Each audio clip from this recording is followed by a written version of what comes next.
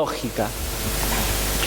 Y llegamos a un lugar en donde muy misericordiosamente se nos da conocimiento muy profundo, en donde se nos dice que la condición original de la entidad viviente no es una conciencia pálida, no es un estado de insatisfacción. Entonces, la naturaleza de uno es estar satisfecho, pero yo no me siento satisfecho. ¿Qué onda? Acá hay algo que no va. O tu filosofía está errada o mi vida está errada. Entonces, ahí empiezan los 9 procesos, los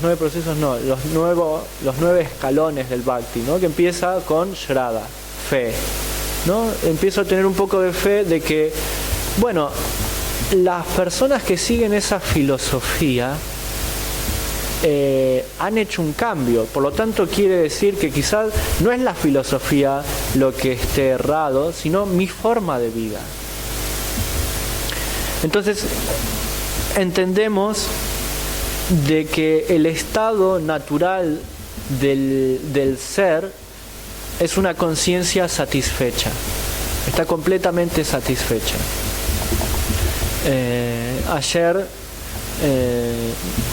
mientras estaba, gracias a la oportunidad que me dieron la madre Govinda Lila y Arjuna Saka Prabhu, a hablar para los estudiantes del profesorado, y di un ejemplo acerca de satisfacción, un ejemplo personal, ¿no? Que yo cuando conocí a los devotos y lo primero que me impactó fue la imagen de Srila Prabhupada, porque uno viendo una foto de Srila Prabhupada puede entender que esta es una persona que está totalmente satisfecha.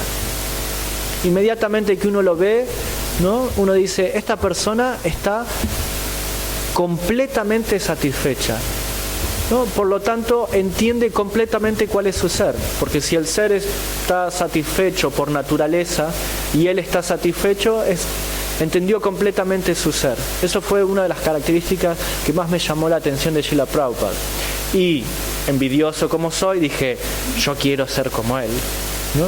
Yo quiero ser, mi imagen fue una proyección al futuro. Yo quiero ser un viejo y estar igual de feliz que esa persona, ¿no? Porque esa persona era un viejito que estaba completamente feliz.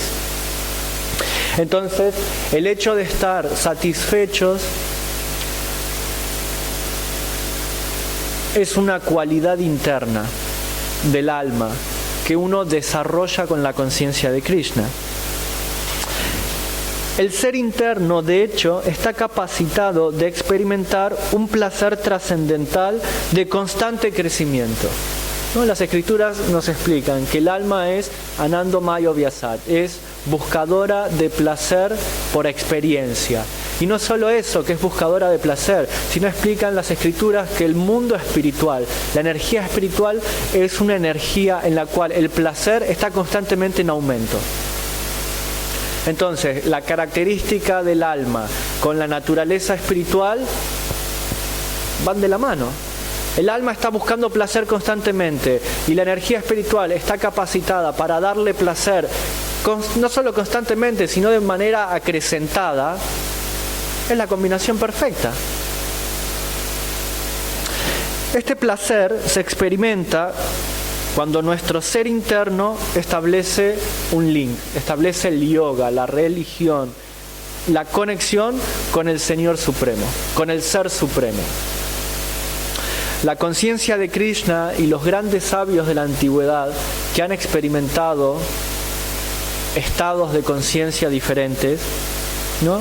Pero sobre todo esta conciencia de Krishna está basada en el principio de placer espiritual y se reconoce a Krishna, a Dios, como el reservorio de todos esos placeres.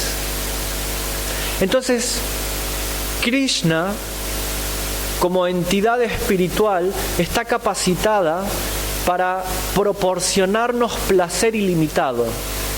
Ese placer que el alma está buscando constantemente, pero que en un estado condicionado no lo puede experimentar, por lo tanto su vida es desdichada, y tiene que ir a buscar ese estado de satisfacción a través del consumo de intoxicantes.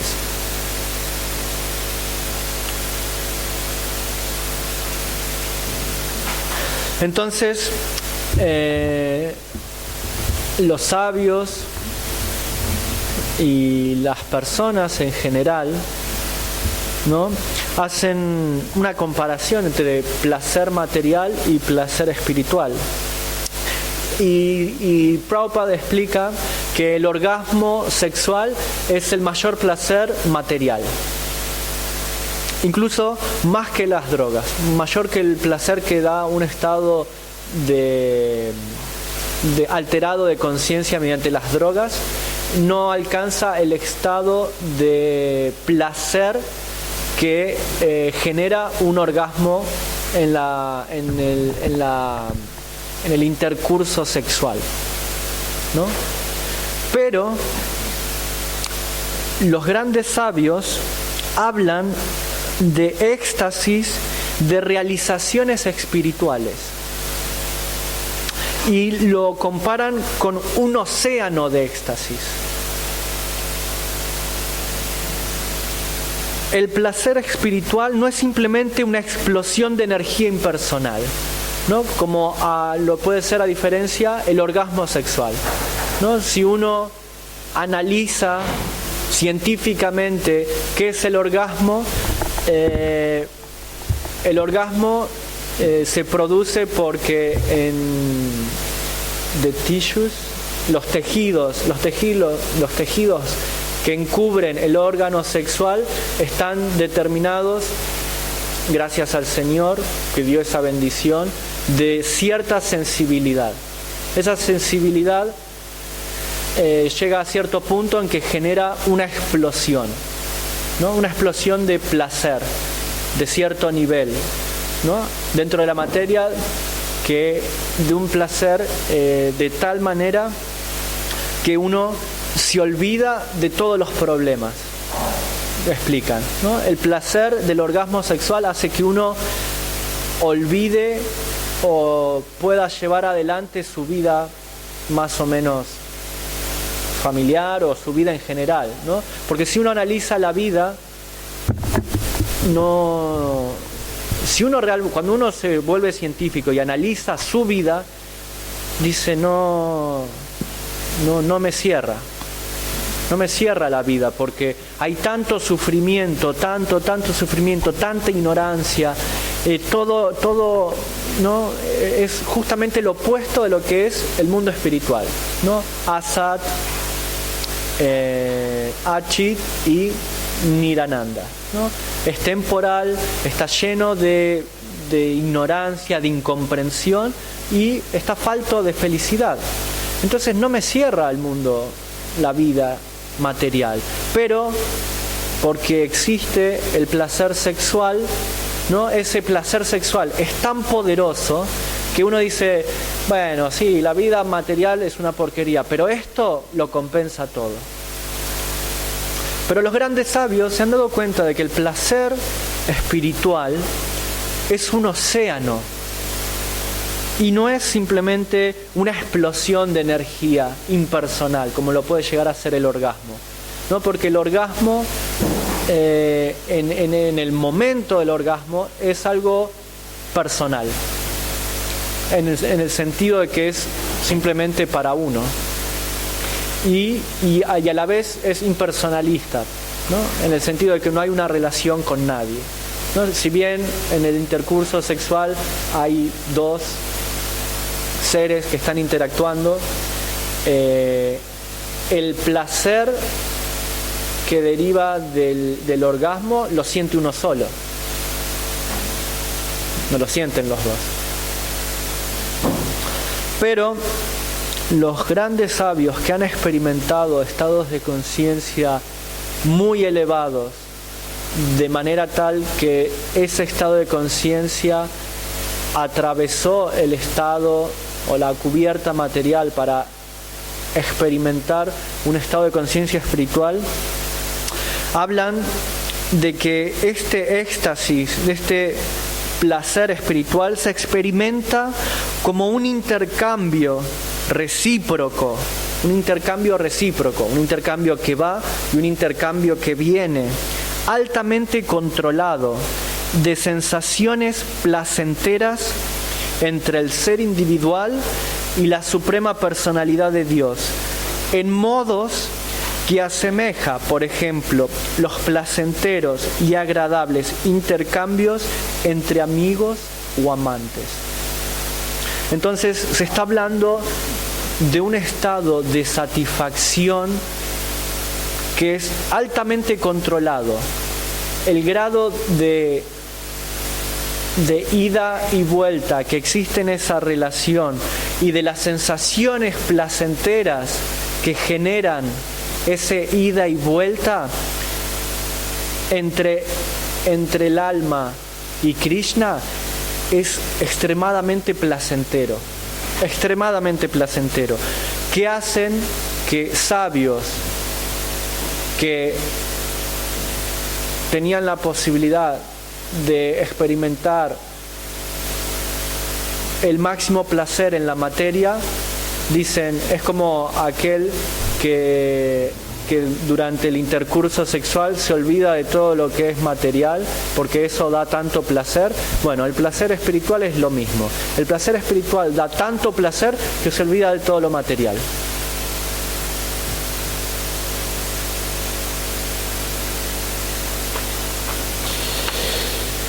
Entonces, ¿cómo hago para despertar a ese placer espiritual? Y las Shastras, las escrituras, nos dan un arma muy poderosa. Que son los mantras. Y sobre todo, y en esta era, el poderoso mantra Hare Krishna, Krishna Krishna, Hare Hare, Hare Rama, Rama Rama, Hare Hare. Es una vía directa para conectar con la fuente interna de placer.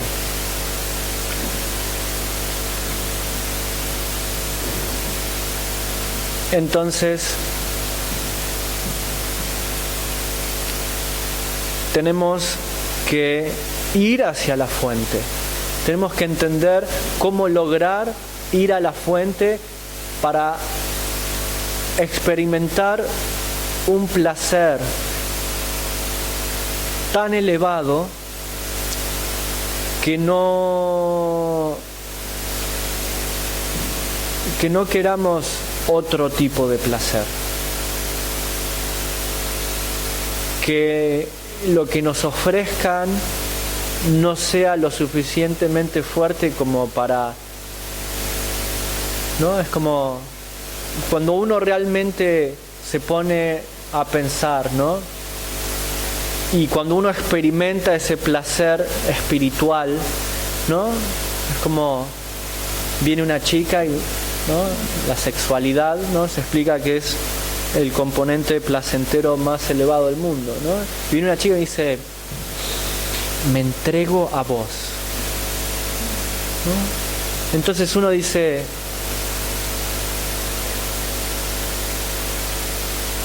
¿sos capaz de darme tanto placer como Krishna me está dando?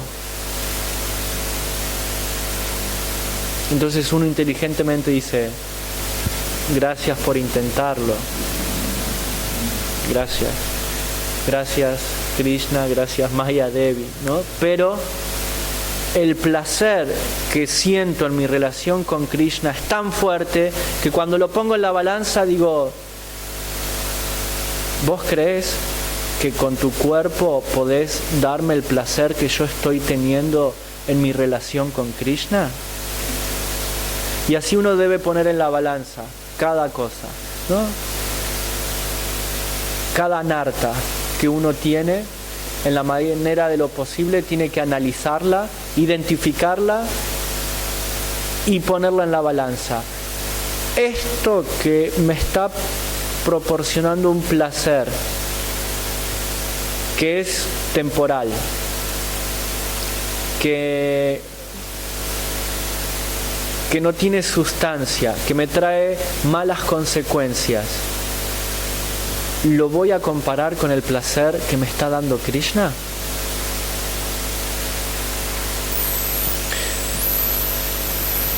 Porque uno tiene que ser un científico en la conciencia de Krishna. Uno tiene que volverse un yogi.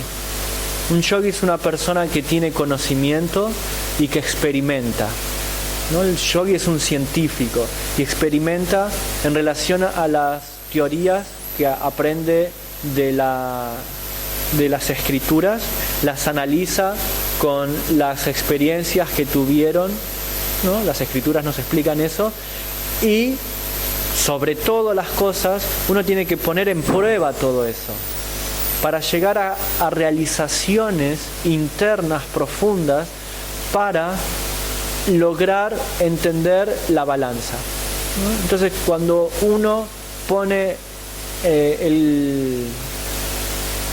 la impronta de la experiencia con la teoría, con la realización y con una vara de medir, ¿no? Ya no se nos hace lógico, ¿no? Pero quizás lograr eso es mucha experimentación, ¿no? Yo sé que esto que estoy haciendo no me da ningún placer, y yo sé que Krishna me da mucho placer, pero no puedo dejar de hacerlo. Ok, pero entendé de lo incongruente que está haciendo, ¿no? Entonces, cuando uno actúa de manera incongruente una, otra y otra, llega un momento y dice, no, pará, yo ya estoy cansado de actuar incongruentemente. No quiero actuar incongruentemente. Y ese mantra se nos mete en la cabeza. No quiero actuar incongruentemente. No quiero actuar incongruentemente. Y es tan fuerte ese mantra que cuando uno va a actuar incongruentemente, no puedo actuar incongruentemente. ¿Por qué? Porque me dije tantas veces de que no quiero actuar incongruentemente que ese poder hace que, es cierto. Y encima tengo el conocimiento de que esto no es el mismo placer que me da Krishna. Y no solo eso, que encima me trae consecuencias negativas. Entonces es natural empezar a largar eso. Y cada vez, ¿por qué? Porque se aferró al conocimiento, al proceso científico y al placer que da Krishna. ¿Por qué esto? 2.16.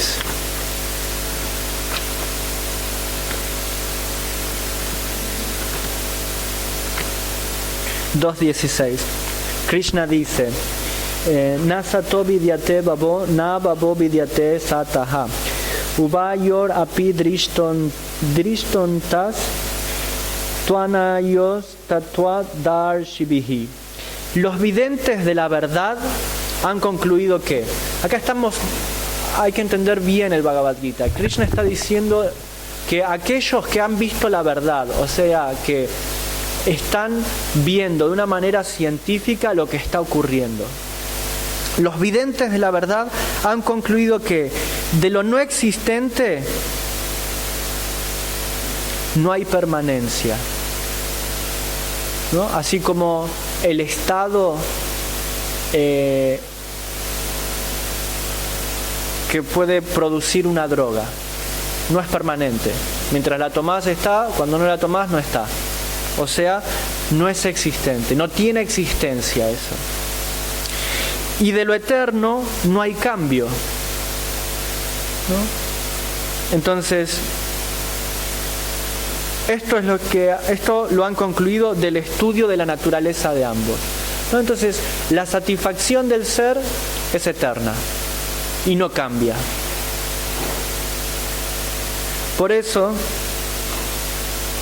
el Señor Krishna confirma que las cosas de una naturaleza temporal, ¿no? Como lo puede ser la intoxicación mediante algo, o los sueños, o aquello que tiene una naturaleza temporal, en realidad son no existentes. no tienen sustancia, no duran. Por eso tenemos que aferrarnos a aquello que sí dura, aquello que los sabios, ¿no?, han determinado que no hay un cambio. ¿Y qué es lo que no cambia? Aquello que es eterno. ¿Y qué hay dentro de nosotros que es eterno? La jiva, el ser. Entonces tenemos que empezar a conectar con aquello que no tiene cambio, aquello que es eterno. Y de esa manera vamos a encontrar un placer lo suficientemente poderoso como para no tener que flaquear cuando otros tipos de placeres no existentes, porque están relacionados a algo temporal, que no tienen sustancia, que en última medida no nos dan placer, no nos solucionan el problema de un problema existencial, ¿no? Porque el buscar placer es un problema, no es un problema existencial, porque el alma es buscadora de placer por naturaleza. El problema es buscarlo en donde no existe una solución. Cuando en esa incongruencia en la que vivimos despierta una alarma, tenemos que estar atentos a dónde estamos buscando placer. ¿De qué nos estamos intoxicando? ¿Nos estamos intoxicando de algo que tiene sustancia o de algo que no tiene sustancia? ¿Nos estamos intoxicando de algo que va a ser para siempre o de algo que me va a traer placer, ¿no?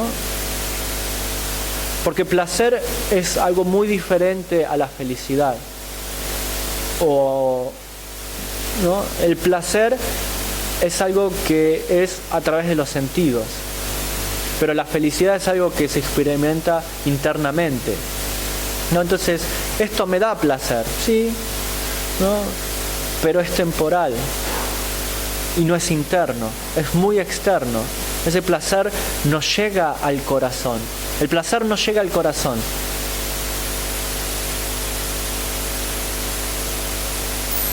El Ananda sí, porque parte del corazón. Ananda surge del corazón, no viene de afuera Ananda. El placer sí viene de afuera, pero no llega al corazón.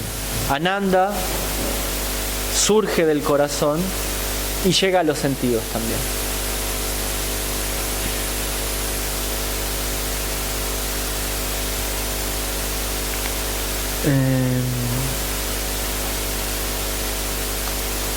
Entonces, uno podría preguntarse, no hablo nada de la austeridad, que era lo más importante, ¿no? Porque estábamos hablando de principios regulativos, que normalmente la gente lo ve como algo negativo, ¿no? Entonces vamos a abocarnos a la cualidad que resalta el practicar ese principio, ¿no? Y es la austeridad. ¿Y cuál es la austeridad de este mundo? La austeridad de este mundo es no ver el mundo como es. Esa es nuestra austeridad, ¿no? Porque tenemos que ver al mundo como Krishna. Tenemos que ver, por ejemplo, ¿qué significa austeridad? No, austeridad, Prabhupada lo explica como tomar ciertos desventajas, dificultades, ¿no?, para el cuerpo y la mente en pro del avance espiritual, ¿no? Eso es austeridad, ¿no? Sale de una comodidad en la que se encuentra para lograr enfocarse en una meta más elevada, espiritual, ¿no? Entonces por eso uno hace austeridades, porque todo el tiempo estamos haciendo austeridades, ¿no? Porque porque las hacemos para la familia o por el trabajo, ¿no? Pero la austeridad del devoto es hacer cosas para Krishna. Y la austeridad en esta vida, en relación a la no intoxicación, ¿no? ¿Cuál es la austeridad? La austeridad es la de sentirse satisfecho. Esa es la austeridad que hace el devoto. El devoto se siente satisfecho con nada. ¿Por qué? Porque lo tiene todo, ¿no? El otro día venía pensando, ¿no? Porque me siento solo, no tengo amigos, ¿no? Porque yo entregué todos mis amigos por Krishna, yo dejé todos mis amigos, dejé todo lo que hacía, ¿no? Pero como estamos en ignorancia, no podemos ver que al dejar todo eso, Krishna se me reveló. Krishna mismo, el santo nombre, los devotos, ¿no? Porque pensar que Krishna es un niño azul solamente es una ilusión. Entonces Krishna se manifiesta con todos sus enseres, se manifiesta a través del sonido con el Mahamantra, se manifiesta a través del maestro espiritual, se manifiesta a través de los devotos, se manifiesta a través del prasada, pero nosotros no sabemos valorar todo eso. ¿Por qué? Porque no tenemos un estado de conciencia. Entonces yo estaba pensando, ¿no? ¿Qué es un puñado de amigos en comparación a la amistad de Krishna? ¿Qué es un poquito de placer sexual en comparación al placer que da Krishna? ¿Qué?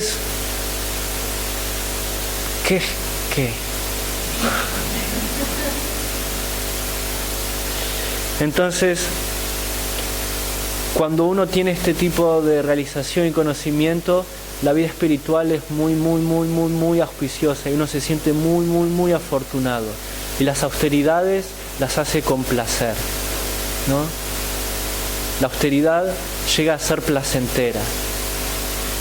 Aunque algunos están apegados a la austeridad y tienen que desapegarse de ese estado de austeridad, ¿no? Y tienen que, ¿no? Hay gente que le resulta fácil vivir sola en la austeridad, ¿no? Y a esos le dicen, no, tenés que ir a la ciudad. No, pero vivir en la ciudad no es austero. Bueno, eso es austeridad. Entonces, la austeridad en la no intoxicación está relacionado a la satisfacción que tenemos que generar por lograr nuestra relación con Krishna. ¿Por qué es austero?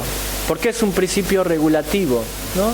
Porque uno podría decir, pero usted está diciendo algo que si lo analiza, ¿qué austeridad? Usted recibe todo y no entrega casi nada.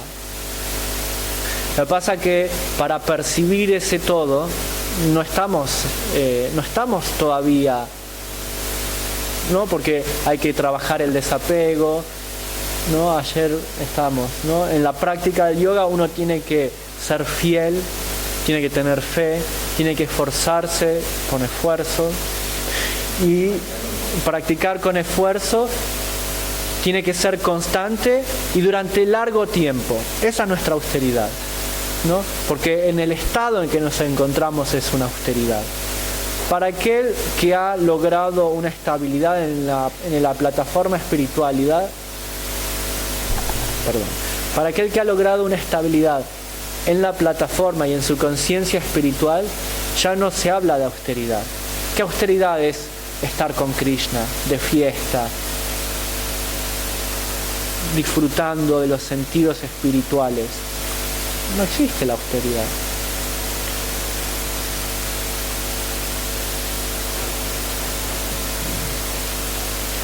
Pero en nuestro estado de conciencia sí existe la austeridad. ¿Por qué? Porque tengo que dejar esas cosas, desapegarme, renunciar quizás a veces a esas cosas, y genera una austeridad, ¿no? Porque yo estaba pegado a estar bien o a X cosa y ahora no la tengo. Pero cuando uno se le pregunta ¿por qué haces eso?, uno tiene la respuesta, sabe por qué lo hace.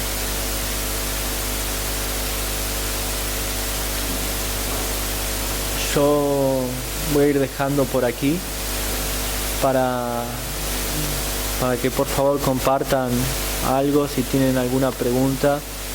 La madre Karina había levantado la mano.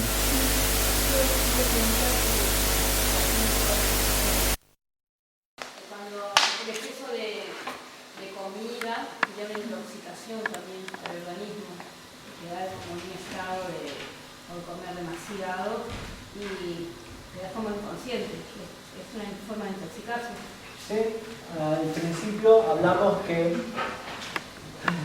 hay cosas que no es tomar cosas o sustancias que no son requeridas para la manutención del cuerpo y tienen un efecto estimulativo o depresivo en el cuerpo y la mente. Si yo como de más, voy a tener, aparte lo vemos, en un estado extremo podemos ver que la obesidad, ¿qué es la obesidad? Es la incapacidad de parar de comer, o sea, en un principio. ¿Por qué uno es obeso? Porque no para de comer, ¿no? Entonces se está intoxicando con comida y tiene un efecto negativo en el cuerpo y la mente. Igual de la manera en que comemos, ¿no? Si estamos teniendo un efecto negativo en el cuerpo y en la mente, nos estamos intoxicando, ¿no? Porque se explicaba que intoxicación es aquello que no es requerido para la manutención del cuerpo. ¿Sí? ¿Sí? ¿Sí? ¿No? Mucha gente hoy en día trabaja, miles de cosas, plan, plin, plum, plum, plum, estrés total. ¿Qué hace? Como el estrés no es un estado que le agrada, me tomo un algo para bajar. En estados extremos necesito una pastilla para irme a dormir y mientras estoy dormido una pastilla para levantarme, ¿no? Hacer mis cosas y una pastilla para irme a dormir, ¿no? Entonces se está intoxicando constantemente. ¿Y por qué se intoxica? Porque su vida no es dentro de los parámetros normales de vida. Básicamente no es una vida eso. No es una vida.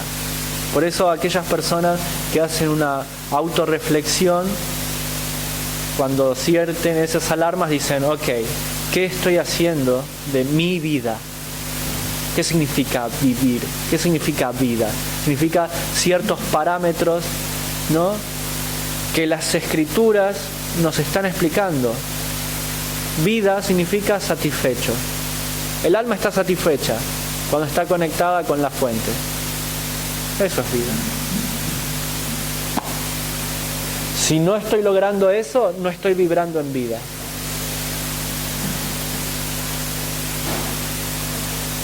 Ok, quedó más o menos... Sí, Prabhu.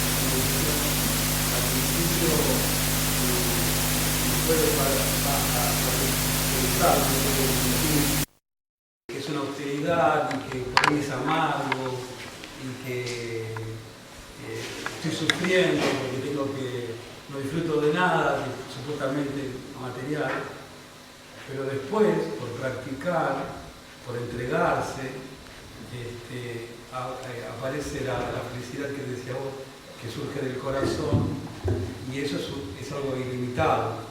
Los devotos, cuando se rinden a hacer esas austeridades, ayunos o sánkirtan, o muchos sánkirtan, o muchos servicios. Ahí está, ahí dio una clave muy interesante para compartir, ¿no? ejemplo del devoto que tiene muchos años en conciencia de Krishna y que tiene una experiencia de vida y que nos puede decir de hecho, como fáctico, irrevocable, ¿no? ¿Qué es lo que nos da ese placer, Prabhu? Sí. Usted acaba de decir dos cosas muy importantes. Bien, perdón, le voy a ir. Usted dijo de entrega. Usted habló de austeridad y usted habló de Sankirtan. Entonces, los devotos serios que quieran alcanzar un estado de experimentación, de satisfacción y placer espiritual, tenemos que preguntarnos: ¿cuán entregado estoy a mi maestro espiritual? ¿Cuánta austeridad estoy haciendo? ¿Y cuánto Sankirtan estoy haciendo? Servicio que ayude al Sankirtan. ¿Cuánto servicio estoy haciendo? Mientras no seamos honestos ante estas preguntas, en la conciencia de Krishna va a quedar una teoría, la vida espiritual va a ser una fantasmagoria, y la frustración de no entender eso puede llegar al peor de los efectos, que es abandonar el proceso. Sí, perdón. Sí, sí.